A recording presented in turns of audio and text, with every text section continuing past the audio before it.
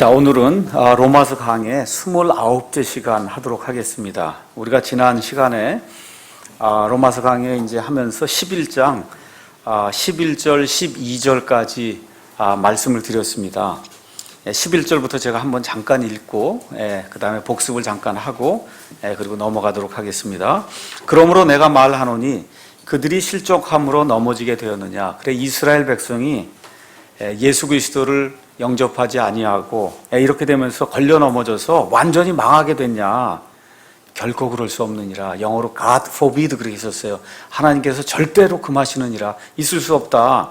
오히려 그들의 넘어짐을 통해 구원이 이방인들에게 이르렀으니 이것은 그들이 질투하게 하려 함이니라. 그래서 이 사람들이 넘어지는 것을 통해서 이방인들이 복음을 접하게 되고 그 접하게 된 그 이유는 많은 사람들이 이렇게 예수 그리스도를 믿게 되니까 이걸 통해서 유대인들이 경쟁의식을 갖게 되고 자극을 받아서 그래서 하나님의 뜻 안에 거하게 하도록 하기 위해서 이와 같은 일이 생겼다. 12절 이제 그들의 넘어짐이 세상의 부요함이 되며 이스라엘이 이렇게 넘어졌단 말이에요. 그 넘어진 걸 통해서 복음이 이방인들에게 가게 되면서부터 샤머니즘에 빠져있고 우상들에 빠져있던 이와 같은 그 이방인들이 예수 그리스도의 그 복음의 말씀으로 말미암아 완전히 삶이 변화되는 그런 놀라운 일이 생겼거든요. 그래서 데살로니가 전서 1장에 가서 보시면 너희가 과거에 우상들을 섬기다가 하나님의 복음의 말씀을 듣고 나서는 180도 전환하는 그런 일이 생겨서 놀라운 그런 생명의 자녀들이 됐다는 이런 놀라운 소식들이 생겼다는 거예요. 어떤 걸 통해서요? 이스라엘 백성이 넘어지는 걸 통해서. 그 사도 바울의 논리는 뭐예요? 자, 그들의 넘어짐이 세상의 부요함이 되며 그들의 쇠퇴함이 교회가 처음에 시작이 될 때 근 10년 동안은 몽땅 다 유대인들만 예수님을 믿는 그런 사람이 됐어요. 이방인 하나도 없었습니다. 시간이 점점 지나면서 유대인들은 점점 쇠퇴하고 이 교회가 거의 100% 이방인이 되는 그런 일이 생겨서 그들의 쇠퇴함이 이방인들의 부요함이 됐으면 하물며 그들이 충만하게 되면 얼마나 더 많이 그들이 부요하겠느냐. 여러분 이 논리를 이해하시겠죠? 이제 이 말씀을 이제 하신 이후에 13절 14절에 내가 이방인들이 너에게 말하노라. 내가 이방인들의 사도인 만큼 내 직무를 존귀히 여기나니 이것은 내가 어찌하든지 내 살붙인 그들을 자극하여 경쟁하게 함으로 그들 중에 얼마를 구원하려 함이라. 이렇게 이야기하면서 바울이 자기 자신이 이방인들의 사도로 부름을 받았다는 사실을 다시 한번 부각을 시키고 이 내용은 사도행전 9장에 가서 보시면 아나니아라고 한 사람이 지금 기도하고 있는 그 사울에게로 가서 사울에게 안수를 해서 그래서 그때 하나님께서 뭐라고 말씀해 주세요? 이 사람 내가 택한 그릇이다. 이방인들을 구원시키기 위해서 내가 택한 그릇이다. 그래서 이방인들의 사도 바울이 부르심을 받았다는 거. 그 다음에 갈라디아서 2장 7절에서 8절 가서 보시면 베드로, 야고보 이와 같은 그 예수님의 제자들은 유대인들에게 가기로 하고 할례자들에게 가기로 하고 나는 이방인들에게 가기로 했다. 그래서 이방인들의 사도가 됐다는 걸 이걸 로마 사람들에게 다시 한번 부각을 시킨 이후에 내가 비록 주로 하는 일이 이방인들을 구원하는 그런 일로 이방인들의 사도지만 실질적으로 내 백성, 내 민족도 난 잊은 사람이 아니다. 지금 그 얘기를 하는 거죠. 그래서 어떻게 하든지 이들을 자극해서 그래서 이들 중에 얼마라도 예수님께로 돌아와서 구원받을 수 있도록 그렇게 하기 위해서 내가 지금까지 노력을 하고 있다. 이 내용을 지금 사도 바울이 이제 이야기를 하는 겁니다. 자, 그러면 여기 이 13절, 14절 그 위에 가서 보시면 표가 나와 있죠. 자, 그러면 유대인하고 이방인은 도대체 뭐가 다른 거냐? 이 표를 보시면서 다른 것과 그 다음에 같은 것이 어떤 것이 있는가를 한번 살펴보는 그런 시간을 갖도록 하겠습니다. 먼저 첫째 칸에 가서 보면 구원이라는 게 있어요. 구원. 그래서 유대인들이 가진 것 혹은 약속받은 것, 그 다음에 그 옆에 칸에는 대다수의 이방인으로 구성된 교회가 누리는 것, 이렇게 이제 칸이 있습니다. 먼저 구원에 대해서 말씀드리겠습니다. 요한복음 4장 22절에 우리 예수님이 직접 뭐라고 말씀하세요? 구원은 유대인에게서 난다. 맞습니까? 창세기 3장 15절에 하나님께서 여자의 씨를 통해서 인류의 구속을 계획하시겠다고 하나님이 말씀해 주셨어요. 그 여자의 씨 창세기 3장 15절에는 그게 누군지 어느 민족인지 누구의 자손으로 오는지 알 수가 없습니다. 창세기 12장에 가니까 하나님이 누굴 통해서 하신다 그래요? 아브라함을 통해서 하신다 그러죠. 그렇죠? 또 조금 더 지나서 또 누구예요? 창세기 49장에 가서 보니까 아브라함의 아들 이삭, 이삭의 아들 야곱, 야곱의 아들이 12명이 있는데 그 12명의 그 아들 중에 누구를 통해서 여자의 씨를 보낸다는 거예요? 유다를 통해서 보낸다고 하나님이 말씀해 주세요. 그로부터 또 시간이 한참 지난 다음에 하나님께서 사무엘기하 7장에 가셔서 다윗의 왕국을 영원토록 세워주시겠다고 말씀하시면서 이번엔 좀 더 구체적으로 그 여자의 씨가 누구의 후손이어야 돼요? 다윗의 후손이 돼야 된다. 이렇게 해서 이 처녀 탄생이라고 하는 그와 같은 그 신비를 통해서 그래서 우리 예수님이 나타나시죠. 그 예수님의 양아버지가 요셉이에요. 그렇죠? 그 요셉은 다윗의 아들 중에 밧세바에게서 난 아들 중에 솔로몬이 있었어요.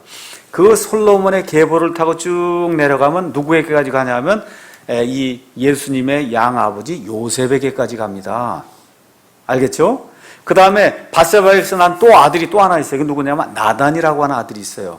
그래서 이 요셉에게까지 이르는 계보는 마태복음 1장에 나와 있고 그 다음에 또 다른 아들이 나단이 있어요. 나단으로부터 시작해서 쭉 내려오는 계보가 어디까지 이르냐면 예수님의 친어머니 마리아에까지 이뤄요. 그렇죠? 그래서 이쪽으로는 법적인 계보가 확보가 되고 이쪽으로는 양아버지를 통해서 왕가의 계보가 이렇게 형성이 되면서 우리 예수님을 여기라고 하는 걸 딱 정점을 해서 이 모든 게 이렇게 포커스를 맞추면서 역사가 이렇게 진행이 돼서 그렇게 태어나신 분이 우리 예수님이에요. 그 예수님이 이방인이에요, 유대인이에요? 이방인이에요, 유대인이에요? 예수님이 그런 게 구원은 유대인에게서 난다. 그 얘기를 하는 거예요. 그러니까 유대인이 없으면 아무것도 안 되는 거예요. 이거 성경 기록한 사람의 대부분이 유대인이요. 이방인들의 사도가 유대인이요. 심지어 우리 메시아가 유대인이요. 그렇죠? 그래서 구원은 하나님의 계획을 통해서 유대인에게 난다. 이건 무시할 수 없다는 겁니다. 맞습니까? 그런데 그 옆에 가서 보니까 유대인의 넘어짐으로 말미암아 유대인들의 대다수가 예수 그리스도를 배척하고 받아들이지 않음으로 말미암아 교회에 구원이 쑥 들어왔다는 거예요. 이방인들이 구원의 복을 받을 수 있는 그런 길이 열렸다. 그 내용이 로마서 11장 11절 조금 아까 읽은 데 나와 있고 사도행전 28장 28절에 가서 보면 이제 사도 바울이 로마에 나중에 끌려갑니다. 로마에 가서 자유인으로 복음을 전하기를 원했어요. 로마서가 시작이 될 때는. 근데 실질적으로 맨 마지막에 사도 바울이 로마에 가게 될 때는 죄수의 몸이 돼서 그래서 죄인의 몸으로 로마에 가게 돼요. 로마에 가서 누구를 만나요? 유대인 형제들 다시 만납니다. 그래서 유대인들에게 다시 한번 이야기합니다. 내가 여기 잡혀온 것은 무슨 흉악한 죄를 져서 잡혀온 게 아니다. 성경에 나와 있는 대로 나는 예수 그리스도가 이 구약 성경에 기록된 대로 바로 그 예수 그리스도가 메시아라고 하는 그 사실 그것만 내가 전했는데 그것으로 인해서 예루살렘에 있던 유대인들이 나를 이렇게 대적하고 나를 고소하고 그래서 내가 어쩔 수 없이 여기 지금 죄인의 몸으로 지금 로마에 오게 됐다 하고 성경 말씀 구약 성경을 펴서 예수님이 십자가에 너희 조상들이 너희가 잡아 죽인 그 예수님이 구약 성경에 나온 바로 그 메시아라고 하는 그런 사실을 논증을 하고 증거를 보여가면서 이게 설득을 하고 하는데 그들 중에 얼마나 믿고 그들 중에 얼마나 믿지 아니하게 되는 그런 일이 생기게 되니까 사도 바울이 사도행전 28장 28절에 아주 딱 단호하게 이야기하는 내용이 있어요. 그런즉 내가 가서 말씀을 전하고 메시아가 이 예수님이라고 하는 걸 전했는데 너희가 듣지 않았은즉 하나님의 구원이 이방인들에게 보내어진 것과 그들이 그것을 들을 줄을 너희가 알라라고 이야기하면서 유대인 그 지도자들에게 마지막으로 다시 한번 얘기하는 거예요. 너희에게 먼저 복음이 선포가 되고 메시아가 오고 하나님의 모든 계획이 알려졌음에도 불구하고 너희가 그 일을 하지 않았기 때문에 이제 내가 너희에게 확실히 이야기한다. 하나님의 구원이 누구에게로 가요? 이방인들에게 이제 간다니까. 그래서 이방인들이 다 믿는 게 아니라 그들이 그 복음을 들을 줄 너희가 확실히 알라. 이렇게 딱 하면서 사도행전이 끝이 나게 되거든요. 이제 그 얘기를 하는 거예요. 자, 그럼 유대인들에게 하나님께서 복을 주셨어요. 아브라함에게 창세기 12장 2절에 땅의 복을 주고 자식의 복을 주고 자손의 복을 주고 그 다음에 민수기 6장 27절 가서 보면 유대인들에게 하나님이 복을 주셨습니다. 다시 한번 제가 강조해서 말씀드리지만 구약 성경의 이 하나님의 백성은 땅의 백성이에요. 이 이스라엘은 축복을 받는데 다 어떤 축복을 받냐 하면 땅의 축복을 받는 거예요.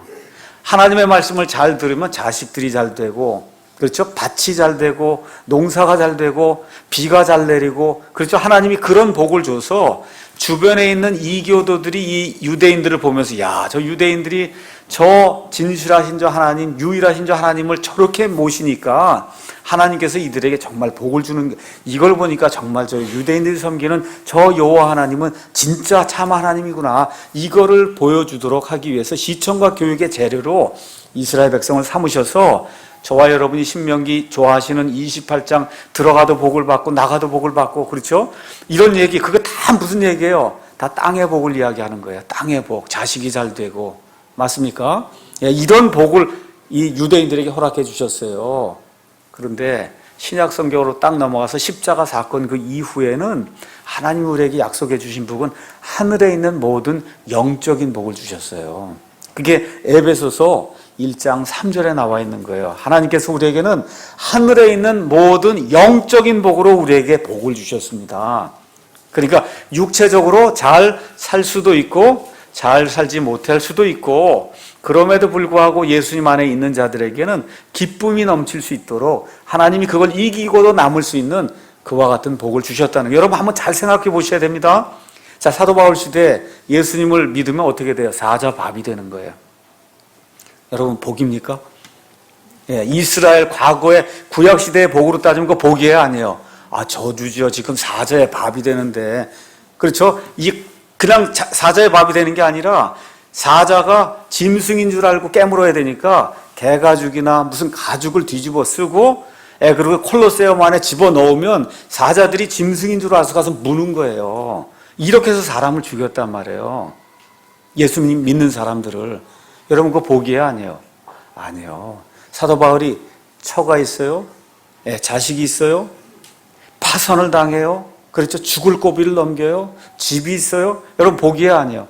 아니에요. 그런데 문제가 있어요. 뭐가 문제예요? 그럼에도 불구하고 기뻐했다는 거예요. 사도 바울이 그럼에도 불구하고 기뻐하고 짐승의 탈을 뒤집어 쓰고 사자의 밥이 되면서도 기뻐했다는 거. 왜 그래요? 더 좋은 부활이 있기 때문에.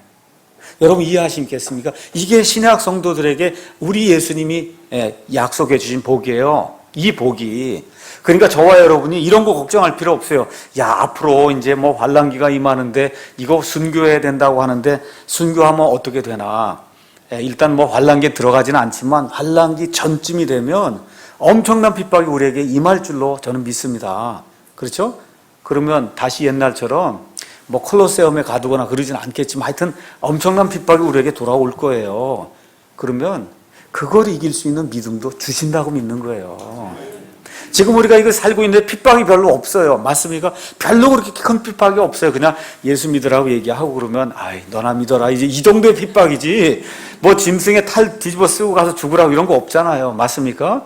그런데 한 가지 확실한 것은 저와 여러분이 이 말씀 안에 굳건히 서서 이 말씀만이 믿습니다 하고 증언할 때가 되면 하나님이 그런 핍박이 와도 이길 수 있는 그런 힘을 주시리라고 믿는 거예요. 그러니까 걱정할 필요, 오지도 않은 거 걱정하지 마시라고요. 오지도 않은 거 그걸 어떻게 하나 그거 걱정하지 마세요. 예수님 안에 있으면 그것마저도 이길 수 있는 그런 힘을 주시리라고 믿습니다. 그 다음에 구약시대에 출애굽기 19장 5절에서 6절 가서 보시면 하나님께서 유대인들을 특별한 백성이라고 불러주셨어요. 근데 베드로전서 2장 9절 가서 보시면 똑같은 말씀을 사용하면서 하나님이 택하신 이 교회에 속한 저와 여러분을 특별한 백성이라고 불러주십니다. 신명기 7장 6절에서 7장을 가서 보시면 하나님께서 이스라엘을 택한 백성이라고 이제 말씀해 주시는데 에베소서 1장 4절, 데살로니가 후서 2장 13절에 가서 보시면 저와 여러분, 교회에 속한 저와 여러분을 또 택한 백성이라고 불러주십니다. 또 역대기상 17장 22절에 있는 것처럼 저와 여러분은 구약시대에 살던 그와 같은 그 유대인들, 믿음을 가진 그런 유대인들, 구속받은 하나님의 백성이다, 이제 그렇게 얘기했는데, 마찬가지로 저와 여러분도 죄 가운데 팔려서 죄의 노예 시장에 나와 있는 이런 사람을 예수님이 핏값을 주고 사셔서 구속하셨어요. 그 다음에 안식이 나오는데, 구약시대에 이스라엘 백성에게 주려고 했던 하나님의 그 안식은 천년왕국의 안식이에요. 천년왕국의 안식. 이따 이제 다시 한번 말씀드릴 겁니다. 그런데 예수님이 수고하고 무거운 짐 진 모든 자들아 내게 오라, 내게 너에게 안식을 주겠다는 그 안식은 천년왕국의 안식이 아니라 천국에서의 안식입니다. 이렇게 조금씩 다른 거예요. 그 다음에 유대 백성에게 하나님께서 왕국을 주시겠다고 했어요. 다윗의 왕좌를 통해서 영원히 이 땅에 세워지는 다윗의 천년왕국의 그 왕국을 주시겠다고 해서 그걸 우리가 마태복음에서는 하늘의 왕국이다, 그렇게 얘기해요. 근데 우리 교회에게는 그걸 주시는 게 아니라 뭐예요? 하늘의 왕국보다 더 큰 이 세상 모든 우주 공간에 하나님의 뜻이 완전하게 임하게 되는 하나님의 왕국이라고 하는 그와 같은 걸 우리 교회에게 하나님이 약속해 주셨습니다. 또한 유대인들에게는 하나님께 가까이 나아가는 그런 복을 주셨어요. 그 당시에 많은 민족들이 이 땅에 살고 있었지만 우리 하나님께서 홍해를 가르시는 그와 같은 기적을 본 민족은 이스라엘뿐이 없어요. 맞습니까? 10가지 재앙을 통해서 하나님의 가지가지 그런 은사와 이적을 본 그와 같은 민족은 주변에 많이 있었지만 오직 이스라엘만 봤거든요. 그래서 시내산에 다다랐을 때에도 하나님의 그 어미하심을 눈으로 직접 목격한 그런 민족은 온 세상 이스라엘뿐이 없었어요. 그래서 하나님께 가까이 나아가는 그런 복을 하나님이 이스라엘에 허락해 주셨는데, 이제 우리 교회에게는 예수 그리스도의 그 십자가의 공로를 통해서 하나님의 왕좌에 마음대로 드나들 수 있는, 그렇게 가까이 나아갈 수 있는 그런 은혜를 우리에게 베풀어 주셨다, 성경이 그렇게 이야기하는 겁니다. 그 다음에 신명기 4장 8절에 있는 것처럼 유대인들에게는 하나님께서 하나님의 말씀을 소유할 수 있는 그와 같은 복을 주시고, 그 다음에 우리 신약 성도들에게도 역시 똑같이 하나님의 말씀을 소유하고 간직하고 지킬 수 있는 그와 같은 복을 주셨습니다. 유대인들에게 하나님께서 죄를 회개하면 용서의 복을 주시고, 저와 여러분들에게도 마찬가지로 용서의 복을 이제 허락해 주셨습니다. 또한 유대인들에게 하나님께서 궁극적으로 성령님이 임하시는 그와 같은 복을 주셨는데, 성령님이 전 국가에 충만하게 임하는 그런 복이 에스겔서 36장 여기 가서 보시면, 이스라엘이 맨 마지막에 천년왕국 땅에 들어가기 전에 이스라엘이 민족적으로 회개하고 돌아올 때 성령님이 충만하게 임하시는 그런 복을 이스라엘에게 주셨어요. 그래서 성령님이 구약시대에는 개개인에게서 여기 계시다가 떠나기도 하고 계시다가 떠나기도, 이렇게 됐어요. 구약시대에는. 여러분 이해하시겠습니까? 근데 십자가 사건 이후에는 성령님이 우리에게 딱 들어오시면 영원토록 내주하는 거예요. 이 안에 저와 여러분이 죄를 져도 영원토록 성령님이 내주하는 거예요. 이해하시겠어요? 성령님이 이 안에 내주하는 거예요. 내주, 내 안에 영원토록 거주하신단 말이에요. 떠나는 일이 있어요, 없어요? 없어요. 이런 또 차이가 있도록 하나님이 만들어 주신 겁니다. 그 다음에 구약시대에는 지성소에 누구만 나갔어요? 1년에 한 차례 대제사장만 나갔습니다.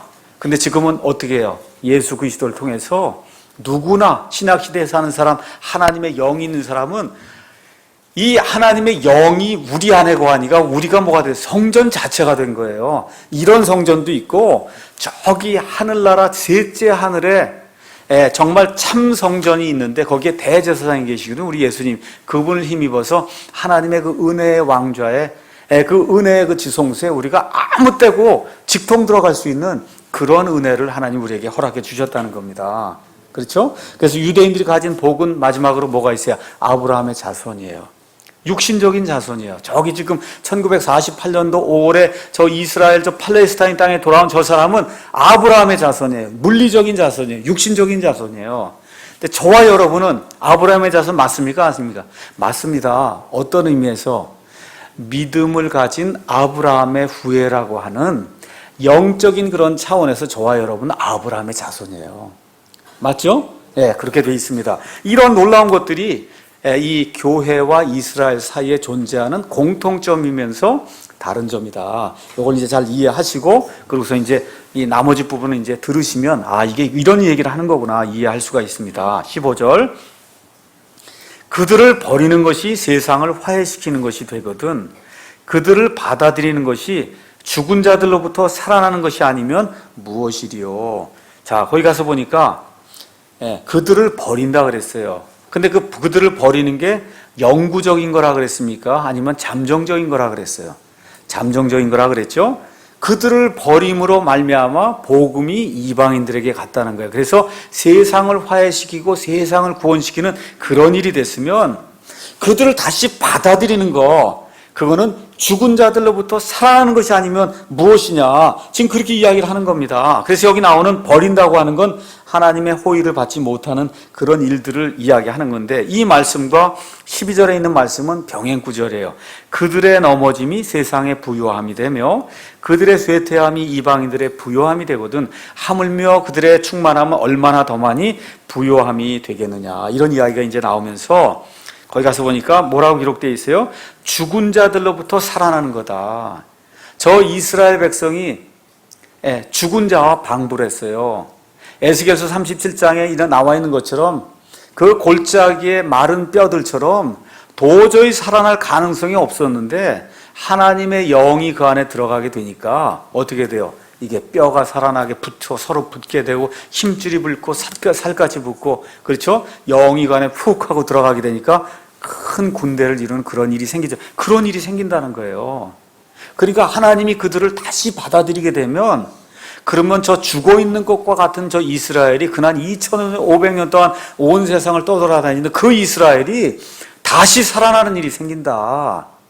그 얘기를 지금 사도 바울이 이야기를 하는 겁니다. 그러니까 다시 말씀드려서 그들을 다시 받아들일 때가 분명히 있다고 성경이 이야기를 하는 겁니다. 마태복음 23장 37절에 39절 예수님께서 말씀하시죠. 내가 그렇게 이적과 기적들을 보이면서 메시아 표적을 보이면서 너희에게 내가 곧 하나님이 보내신 자 메시아라고 하는 그런 사실을 그렇게 보여줬는데도 너희가 듣지 않으니 앞으로 너희가 주의 이름으로 오시는 이여 호산나 찬송하리로다 하고 나를 받아들일 때까지는 너희가 결코 나를 다시 보지 못하리라. 그러니까 다시 볼 날이 있다는 거죠. 주의 이름을 부를 날이 있다는 거죠. 호산나 하고 예수님 받아들일 날이 있다는 거죠. 그 내용이 스가랴서 12장 9절에서 11절에도 똑같은 내용이 그 안에 이제 기록이 되어 있는 겁니다. 그래서 일반 교회에서는 별로 가르치지 않는 천년왕국에 대해서 오늘 제가 잠깐 말씀드리겠습니다. 천년왕국 이야기 많이 들으셨죠? 괜히 왕국 그러면 여호와의 증인이 이렇게 연상이 되면서 야, 이 사람들도 증인 아닌가? 증인 요새 짧게 여증 그러네, 여증. 여증 아닌가? 그렇죠? 요새 다 짧게 부르는 그런 걸로 다 가서 여증이 아니라 이게 왕국을 확실히 믿어야 돼요. 오늘 아침에도 어느 자매님하고 이야기를 했는데 신사도 운동에 빠진 교회 가서 이제 여러 가지 책을 읽어보니까 너무 맞는 말씀인데, 가서 끝에 가서 들어보니까 우리처럼 이렇게 이스라엘과 교회가 이렇게 다르다고 하는 거를 그거 믿는 게 큰일 아니라고 목사님이 그러던데 이게 무슨 얘기입니까? 그래서 제가 설명을 했어요. 이 장로교 칼빈주의 여기에 들어가면 어떻게 돼요? 교회가 다스리는 이 모든 게 그게 왕국이라는 거예요. 이렇게 가면 이제 문제가 생겨. 오늘 그 얘기가 이제 확실하게 나오는 거거든요. 잘 들으셔야 됩니다. 하나님께는 프로그램이 두 개가 있어요. 하나는 왕국 프로그램이에요. 왕국. 이 땅에 에덴 동산에서 아담과 이브를 통해서 하나님의 뜻이 이루어지는 그걸 이루고 싶어 하는 거 있으시죠? 그거 왜 그래요? 이 루시퍼가 천사들의 3분의 1 데리고 이 하나님을 반역하는 그런 일을 하니까 하나님이 새로운 일을 이 땅에다 지금 만드시고 시작을 하시면서 그래 한번 봐라. 이 미약한 사람들을 통해서 내가 어떻게 왕국을 이루는가를 한번 보라고 지금 이 악한 천사들에게 하나님이 지금 데몬스트레이션 하는 거예요. 지금 데모하고 있는 거예요. 시청각 교육을 시키고 있는 거예요. 그런데 지금 아담과 이브가 만들어지자마자 누가 내려와요? 마귀가 싹 뱀으로 가정해서 내려와서는 이 사람들을 타락을 시키니까 하나님의 이 땅에서 하나님의 뜻을 이루고자 하는 하나님의 왕국의 계획이 이루어지질 않잖아요. 그러니까 마귀가 이긴 걸로 생각했는데 하나님 그게 아니다. 내가 앞으로 이 땅에 분명히 내가 원하는 그와 같은 이 시대를 이루는 그와 같은 왕국이 임하는 때가 있다. 이렇게 돼서 하나님이 이 땅에서 왕국을 이루시려고 하는 그런 프로그램을 지난 6,000년간 하시는 거예요. 우리 예수님도 이 땅에 왕국을 이루러 오셨어요. 그래서 주기도만 할 때 유대인 제자들에게도 뭐라 그래요? 하늘에서 하나님의 뜻이 이루어진 것 같이 이 땅에서도 하나님의 뜻이 이루어지기를 원합니다. 그렇게 기도해라. 그게 하늘에서 땅에 임하는 하늘의 왕국이다. 내가 그걸 이루기 위해 왔다. 왕국 프로그램이고 왕국. 그 왕국을 주러 왔는데 유대인들이 받아들여요? 안 받아들여요? 안 받아들여요. 그 왕국이 연기가 된 거예요. 근데 이 왕국이 언제 가서 이 복원이 되느냐 하면 교회가 휴거가 돼서 올라간 이후에 7년 환란기를 통해서 이스라엘 백성이 극심한 곤란에 빠지게 될 때 그때 가서 비로소 우리 조상들이 찔러 죽인 저 예수님이 바로 메시아구나 하고 온 민족이 회개하고 돌아오는 그 일이 있은 다음에 천년 왕국이라고 하는 천년 동안 이 땅에 악이 존재하지 않는 에덴 동산에서 하나님이 아담과 이브를 통해서 이루고자 하는 그 왕국이 이 땅에 천년 동안 임하게 되는 그 일이 있단 말입니다. 그게 왕국 프로그램이에요. 그래서 저와 여러분 지금 왕국 프로그램에 들어와 있는 게 아니라 유대인들이 왕국을 거부하게 되면서 구원이 누구에게 넘어왔어요? 이방인들에게 넘어오기 시작하면서 구약시대 사람들은 생각도 하지도 못했던 뭐가 생겼어요? 교회라고 하는 게 생긴 거예요. 교회. 아시겠죠? 베드로가 이방인이 구원받는 걸 보니까 기절 초풍할 뻔했어요. 아니 도대체 어떻게 이방인들이 구원받냐. 그런 프로그램이 지금 시작이 돼서 저와 여러분은 교회 프로그램에 와 있는 거예요. 그런데 이 두 개를 하나로 합쳐갖고 교회가 왕국을 대체했다. 이게 천주교 신학이에요. 이게 칼빈이 천주교 신학 그대로 답습해서 제네바에서 이루고자 했던 칼빈주의 신학이에요. 그런 신학에는 왕국이 없어요. 천년왕국 얘기하면 그거는 천년이는 영원한 그 기간을 얘기하는 거지 진짜 천년이라는 걸 어떻게 문자 그대로 믿냐 이 어리석은 자들아 그렇게 얘기하는 거예요. 교회가 이거 다스리면서 온 세상을 다스리면 그게 왕국이지 무슨 왕국이 지금 또 따로 있냐는 거예요. 그런 일은 없다. 예수님의 십자가로 말미암아 유대인이나 이방인이나 다 같이 하나가 돼서 그 이후로는 더 이상 유대인 이방인 나눈 일이 없다. 그렇게 이야기하지 않습니다. 성경은. 그렇죠? 오늘 그래서 그 천년왕국에 대한 이야기를 하는 거예요. 그래서 죽은 자들로부터 다시 살아나는 게 뭐예요? 그게 새로운 시대, 다시 나게 하는 때가 있다는 겁니다. 예수님 자신의 말씀으로 보겠습니다. 마태복음 19장 마태복음 19장 28절에 가서 보니까 예수님이 말씀하시는 겁니다. 뭐라고 말씀하시느냐 하면 예수님께서 27절부터 제가 읽을게요. 거기부터 이제 해야 아마 좋을 것 같습니다. 그때 베드로가 그분께 응답하여 이르되 보소서 우리가 모든 것을 버리고 주를 따라 싸우니 그런즉 우리가 무엇을 얻으리이까? 그랬더니 예수님이 그들에게 이르시되 진실로 내가 너희에게 이르노니 다시 나게 하는 때, 영어로는 regeneration, 다시 나게 하는 때, 곧 사람의 아들이 자기의 영광의 왕좌에 앉을 때, 이거 하늘에서 일어나는 일이에요? 땅에서 일어나는 일이에요? 사람의 아들이 자기의 영광의 왕좌에 앉는 거 하늘에서 일어나요? 땅에서 일어나요? 땅에서 일어나는 거예요. 땅에서 우리 예수님이 저 예루살렘에 영광의 왕좌를 펴시고 거기 왕으로 앉을 때 나를 따른 너희도 12 왕좌에 앉아 이스라엘의 12 지파를 재판하리라. 구약시대에 사사 아시죠? 사사기. 사사기가 영어로 저지예요. 저지가 재판한다는 뜻이에요. 재판이 통치자가 된다 그 얘기예요. 그러니까 지금 여기 얘기하는 건 하늘에서 이루어지는 거 아닙니다. 지금 누가 누구를 다스리는 거예요? 이 12제자, 유대인 12제자, 유대인들이 유대인 12지파를 다스리는 거지 교회를 다스리는 거 아니에요. 맞습니까? 맞습니까? 천년왕국 이야기를 하는 거예요. 지금 천년왕국의 때에는 너희가 이스라엘의 12지파를 다스리는 그런 사람이 된다. 그래서 사도행전 3장 19절에도 똑같은 내용이 나와 있어요. 사도행전 3장 19절에도 예수님이 이제 승천해서 올라갔습니다. 지금 사도 베드로와 요한이 계속해서 외치는 얘기가 그거예요. 너희는 회개하고 회심하라. 이스라엘 백성들아, 여기 너희는 다 이스라엘 백성입니다. 이스라엘 백성들아, 너희는 회개하고 회심하라. 그리하면 새롭게 하는 때가 주의 앞으로부터 이를 때 너희 죄들이 말소될 것이요, 또 그분께서, 하나님께서 예수 그리스도 곧 너희에게 미리 선포되신 분을 보내시리라. 예수님이 승천해서 올라갔는데 너희가 지금 회개하고 돌아오기만 하면, 그러면 하나님께서 승천해서 올라가신 그 예수님을 다시 보낸다. 그럼 뭐가 이루어진다는 거예요? 새롭게 이루어지는 때, 다시 나게 하는 때 천년왕국이 이루어진다는 겁니다. 그래서 천년왕국은 계시록 20장 1절에서 6절에 이제 기록된 대로 땅에서 문자 그대로 천년 동안 지속되는 그리스도의 왕국입니다. 그래서 구약의 대언자들은 저와 여러분이 눈을 똑바로 뜨고 이사야서부터 말라기까지 나와 있는 구약의 대언서들 읽어보면 계속해서 뭐예요? 왕국을 가져온다, 왕국이 임한다, 왕국, 왕. 그렇죠? 계속 그 얘기하는 거예요. 왕국이 이루어지게 된다. 이렇게 되면서 구약의 대언자들은 줄기차게 이 천년이란 기간이 온 땅이 의로 치리를 받으며 온 땅이 복을 받는 때라고 이렇게 묘사를 했는데, 칼빈주의자들은 안 믿는 겁니다. 천주교인들은 안 믿는 거예요. 왜 그래요? 지난 시간에 얘기했더니 어떤 대단히 유명한 분들이 아니라 그래서 안 믿는 거예요. 좋은 표현인 것 같아.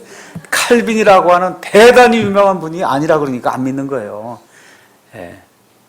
자, 시편 가서 보겠습니다. 시편. 이거 안 믿으면은 안 되게 돼 있어요. 시편 2편. 시편 2편에 가서 보면 이것도 메시아 시편입니다. 어찌하여 이교들이 격노하며 백성이 헛된 일을 꾀하는가. 땅의 왕들이 스스로 나서며 치리자들이 함께 의논하여 주와 그분의 기름 부은 자를 대적하며 이르기를. 그분의 기름 부은 자가 누구예요? 메시아. 그렇죠? 그들이 결박한 것을 우리가 끊고 그들이 묶은 줄을 우리에게서 내던지자 하는도다. 하늘들에 앉으신 이 하나님께서 웃으시며 주께서 그들을 비웃으시리로다. 이 얘기하면서 그때 그분께서 진노하사 그들에게 말씀하시고 심히 기뻐하지 않아서 그들을 괴롭게 하시며 이르시되, 니들이 그럼에도 내가 이미 내 왕을 내 거룩한 산 시온에 세우노라 하시리로다. 내가 칙령을 밝히 보이리라. 주께서 내게 이르시되 너는 내 아들이라. 이날 내가 너를 낳아도다. 내게 구하라. 그리하면 내가 이교도들을 내게 상속물로 주고 땅의 맨 끝 지역들을 내게 소유물로 주리라. 메시아가 온 이교도들을 다 다스리고 땅의 모든 지역을 다스리는 그와 같은 때가 임한다는 겁니다. 내가 그들을 철장으로 부수고, 철장은 뭐예요? 쇠지팡이. 철권 통치를 하면서 토기장의 그릇같이 산산조각 부수리라 하셨도다. 그런즉 오 왕들아, 이제 너희는 지혜로울지어다. 땅의 재판관들아, 너희는 교훈을 받을지어다. 두려움으로 주를 섬기고 떨며 기뻐할지라. 다 같이 읽겠습니다. 그 아들에게 입맞추라. 그리하지 아니하면 그분께서 분노하사 그분의 진노가 조금이라도 타오를 때 너희가 길에서 벗어나 망하리로다. 그분을 신뢰하는 자들은 다 복이 있더라. 그래서 예수님에게 키스하라고 얘기하는 거예요. 이 예수님 여기 나와 있는 메시아 이 시편은 문자 그대로 천년왕국의 때 이루어질 겁니다. 그래서 이 내용이 계시록 12장에 가서 보시면 여기 아이가 하나 나오죠. 계시록 12장에 가서 보시면 여인과 이제 아이가 나오는데, 계시록 12장 5절 가서 보시면 그녀가 사내 아이를 낳았는데 이 아이는 철장으로 쇠지팡이로 모든 민족들을 다스릴 자더라 해서, 여기 이 나와 있는 여인은 누굴 가리켜요? 유대 민족 이스라엘에 나오고, 이 사내 아이는 메시아 예수 그리스도를 가리키는데 이걸 다 뭐라 그래? 교회라 그러죠. 여인이 교회라 그러고, 이런 식의 엉뚱한 해석을 하기 때문에 이제 문제가 생기는 거예요.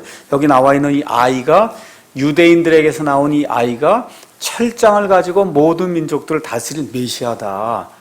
그럼 철장을 가지고 모든 민족들을 다스릴 때가 있어야 될 거 아닙니까?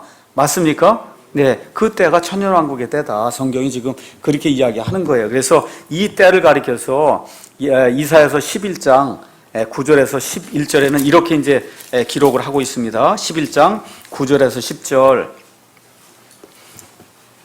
그것들이 내 거룩한 산 모든 곳에서, 그래서 여러분이 가서 보시면 그 위에 이리도 어린 양과 함께 거하며 표범이 염소 새끼와 함께 누우며 송아지와 젊은 사자와 살진 짐승이 함께 있어 어린아이가 그것들을 인도하며 암소와 곰이 함께 먹으며 그것들의 새끼들이 함께 누우며 사자가 소처럼 풀을 뜯는 때가 있다는 거예요.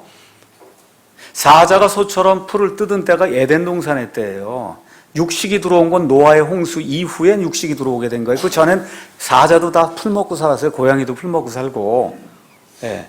젖 먹는 아이가 독사의 구멍에서 놀며 젖된 아이가 독사의 굴에 손을 넣을 것이로되 그것들이 내 거룩한 산 모든 곳에서 상하게 하거나 멸하지 아니하리니 이는 물들이 바다를 덮는 것 같이 주를 아는 지식이 땅에 충만할 것이기 때문이니라. 그날에 이새의 뿌리가 있어서 그것이 백성들의 기로 설 것이요 이방인들이 그것을 찾으리니 그가 베푸는 안식이 영화로우리라. 이 얘기가 나오면서 11장 1절에 이새의 줄기에서 한 막대기가 나며 그의 뿌리에서 한 가지가 나서 자랄 것이요 이렇게 나오면서 가지도 지금 고딕 대문자로 쓰여 있죠. 메시아를 이야기하는 겁니다. 이런 일들이 있어야 된다는 거예요. 근데 여러분, 에덴 동산 이후에 여기 있는 것처럼 사자가 소처럼 풀을 먹는 때 있었어요, 없었어요?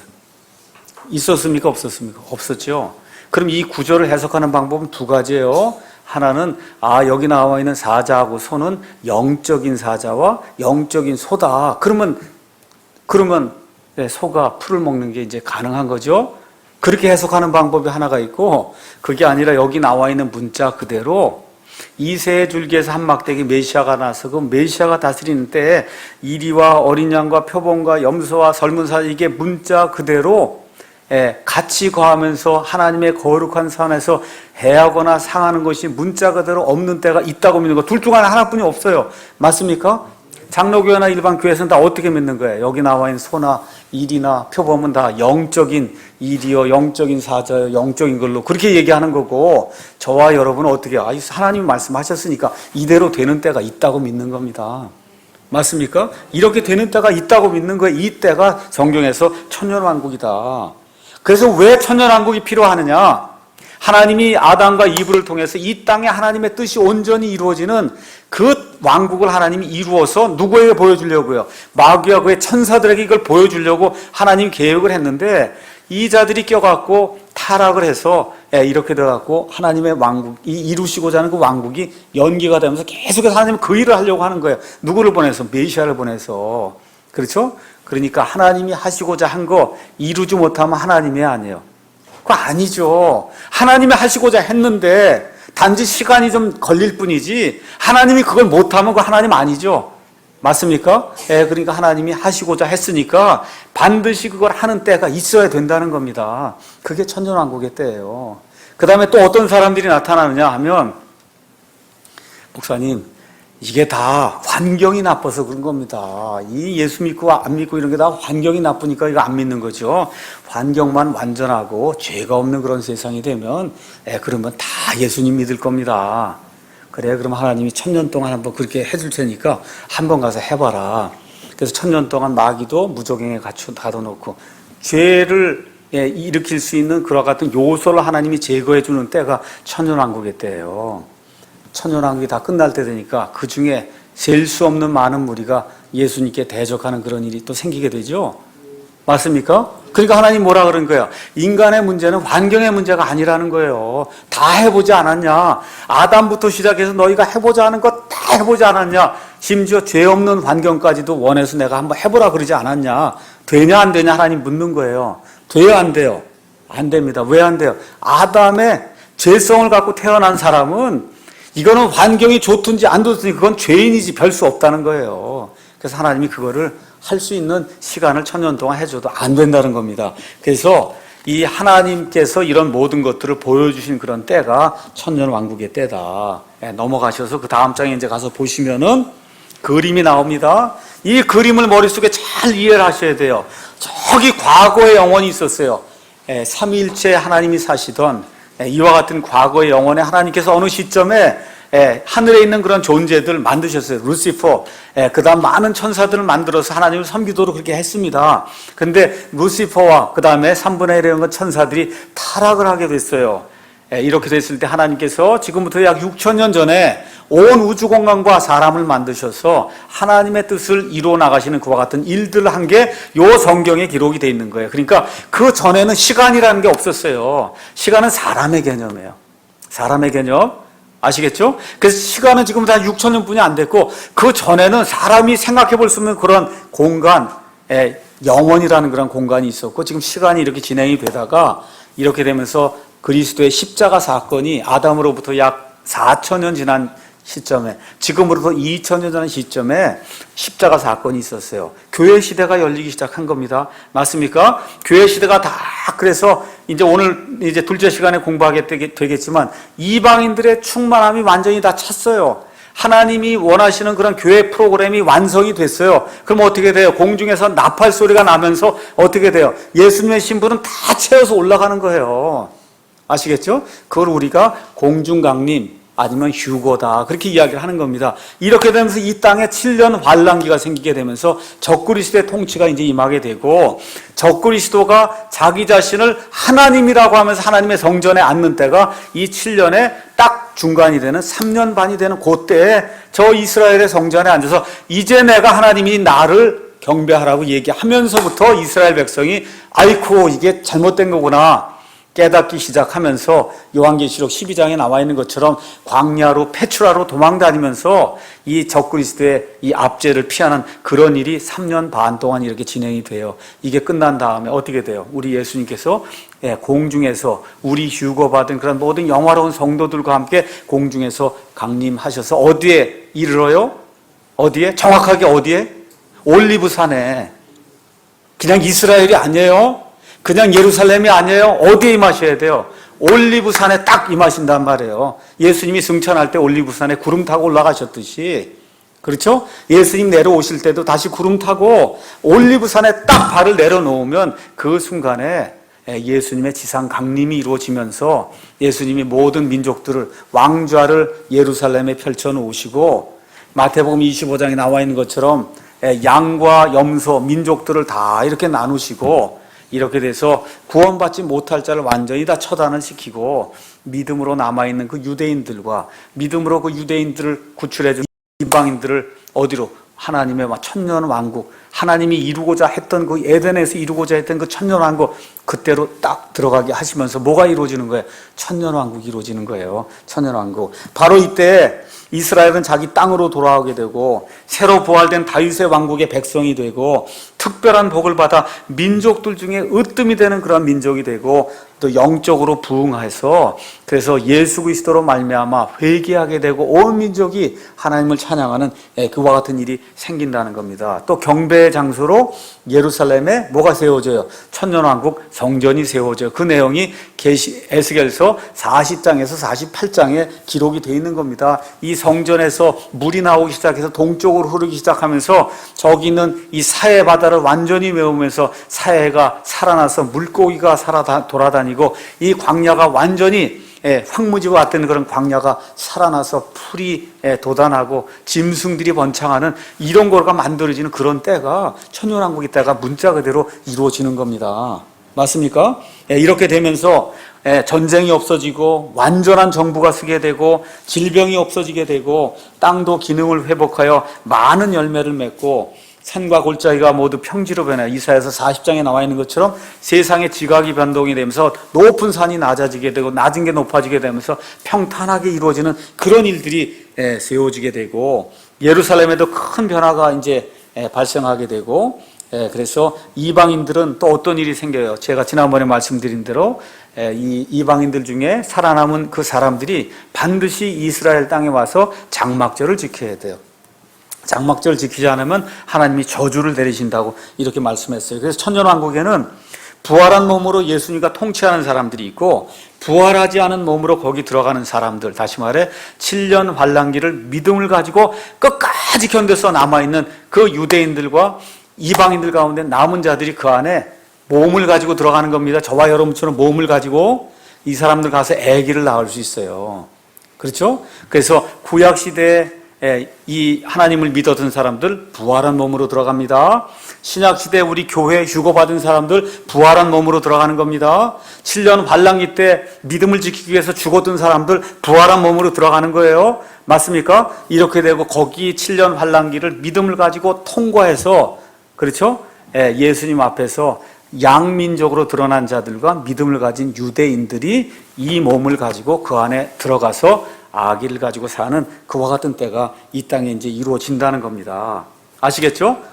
그래서 이 사람들이 들어가서 아기를 낳고 하는데 수명이 얼마쯤 된다 그래? 이사야서 65장 잠깐 보겠습니다. 이사야서 65장 가서 보니까 무엇라고 기록이 되어 있냐? 17절 쭉 가서 이제 보면은 20절에 가서 읽을게요. 날수가 많지 않은 어린아기나 자기의 날들을 채우지 못한 노인이 다시는 거기에 없으리니 아이가 100세에 죽으리라. 죽는 일이 생기는데 100세에 죽으면 그걸 아이라 그런다는 거예요. 아시겠죠? 그러니까 지금보다 수명이 10배는 늘어난다. 10배쯤 늘어나니까 에덴 동산 그 시절에 누가 가장 오래 살았어요? 무두셀라가 몇 세 살았어요? 969세. 이렇게 수명이 다시 10배 정도 늘어나는 이런 시대가 열려. 좋겠다. 이렇게 생각하는 분이 있죠. 우리는 영원히 죽지 않는 몸으로 다시 변하는데 그거보다 더 좋은 거예요. 여러분 그 969년 사는 거 부러워하지 말라고요. 몸이 예수님처럼 완전히 변한 영화로운 몸이 되는 거 그게 더 낫지. 969년 사는 거 이거 바라지 마세요. 아시겠죠? 이렇게 이제 다 된 다음에 거기 가서 보니까 뭐라고 돼 있냐. 24절 그때에는 그들이 부르기 전에 내가 응답하며 그들이 아직 말하는 도중에 내가 들으리라. 하나님에 대한 지식이 온 땅을 덮는 때예요. 25절 다 같이 읽겠습니다. 이리와 어린 양이 함께 먹고 사자가 수소처럼 짚을 먹으며 흙이 뱀의 양식이 되리니 나의 거룩한 산 모든 곳에서 그것들이 해치거나 멸하지 아니하리라. 주가 말하노라. 멋있죠? 이렇게 되는 때가 실질적으로 있다는 겁니다. 자, 그런데 어떤 문제가 생겨요? 처음에 거기 천년왕국에 들어간 사람, 부활하지 않은 몸으로 들어간 사람 다 구원받은 사람이에요. 아기를 낳는단 말이에요. 예수님이 철권 통치를 해요. 다윗 왕이 살아나서 그래서 다윗을 통해서 아마 예수님께서 통치하실 거예요.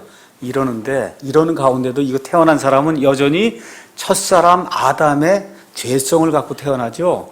마귀가 1000년 동안 무적행에 갇혀서 유혹을 하지 못해도 여전히 이 사람은 뭐예요? 여전히 아담의 죄성을 갖고 있으니까 어떤 일이 발생해요? 1000년이 다 차서 만기가 돼서 하나님이 마귀를 살짝 놓아주니까 계시록 가서 잠깐 보겠습니다. 계시록 가서 보니까 무엇라고 이제 기록이 되어 있냐면 계시록 20장 가서 보겠습니다. 7절 그 1000년이 다 참에 만기가 됐어요. 1000년이 다 참에 사탄이 자기 감옥에서 풀려나고 나가서 땅의 사방에 있는 민족들 곧 곡과 마곡을 속이며 그들 함께 모아 전쟁을 하게 할 터인데 그들의 수는 바다의 모래 같으리라. 잘 들으세요. 이게 천년왕국이라고 하는 그런 완벽한 환경에서 살면서도 예수님이 통치하니까 속으로 꽁 하고 참는데 나중에 마귀가 탁 풀려나니까 마귀에게 가서 연합을 하는데 그 수가 바다의 모래같이 많다. 무슨 얘기야? 첫사람 아담의 피를 받은 사람은 어쩔 수 없다는 거예요. 아시겠죠? 이렇게 될 때 우리 예수님께서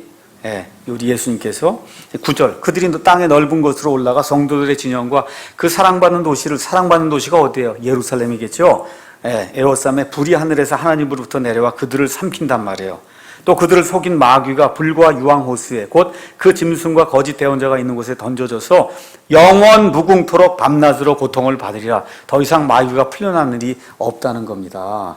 이때 사람의 수명이 다시 길어져서 약 1000살까지 이렇게 이제 되면서 짐승의 세계에도 변화가 생기는 이런 때가 지금 사도 바울이 여기 로마서 11장에 15절에 그들을 받아들이는 것이 죽은 자들로부터 살아나는 것이 아니면 무엇이리요? 라고 얘기했던 그때예요. 그때가 천년왕국의 때, 하늘의 왕국이 임하는 때, 메시아가 다스리는 때 이렇게 이해하시고 다음 시간에 16절부터 강의하겠습니다.